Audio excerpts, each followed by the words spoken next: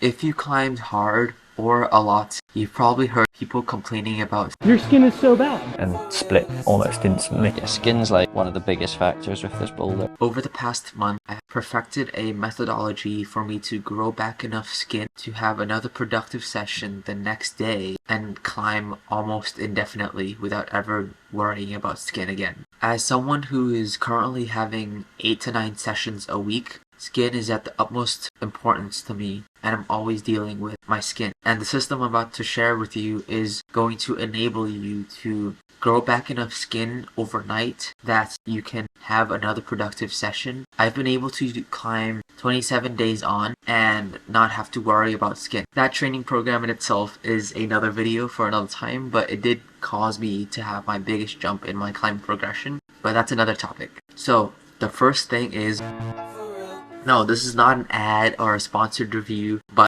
I think not enough people know about this amazing product. Basically, the two main items are rhino skin repair and performance. Repair helps you to grow back skin faster, and performance dries your skin out in order for you to improve the coefficient of friction between your skin and the climbing holes that you are climbing on. Unlike other brands, it actually makes a tangible difference to your climbing performance, and you will definitely feel it. You see Yanya use these products, so you know it's a tried and tested product. Next is collagen. Channels like Lattice, Hooper's Beta, Dave McLeod have covered the lack of scientific backing on collagen for finger health. However, I think they overlook the extensive research on type 2 collagen and its profound aid for finger skin recovery as well as overall joint health. My hypothesis is that if you don't have enough nutrients or substance to grow back keratinocytes, epithelial cells, then it doesn't matter what rate of growth is occurring. It's still being limited by the lack of collagen. Hence, having a collagen supplement removes this limiting factor. Although its application is anecdotal by definition, I think the results for me is tangibly significant enough for me to rule out that it's placebo. The next point I want to make is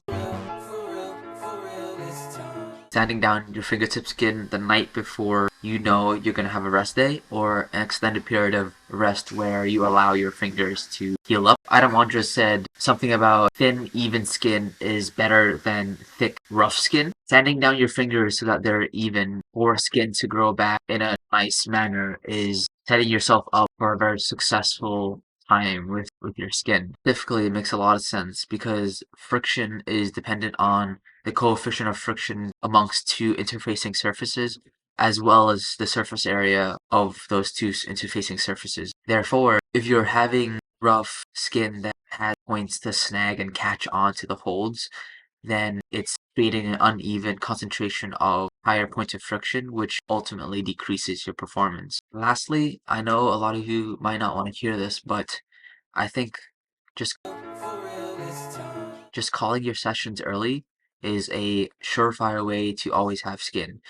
This doesn't mean quitting as soon as you feel like your skin is going to shit. This just means having the ability to think long term about your net weekly load and volume to assess if continuing a session and damaging your skin further is worth the trade-off of maybe sacrificing the 1 or 2 potential sessions you could have and get that excess or get that extra time on the wall or productivity. So often do I see a lot of people who decimate their skin and sacrifice future sessions for a mediocre performance that they're having at the end of the session, and it's just not worth it. And if you do that over a long period of time, you're going to have way more productive sessions over a training cycle, which will allow you to have way more tangible progression in your climbing.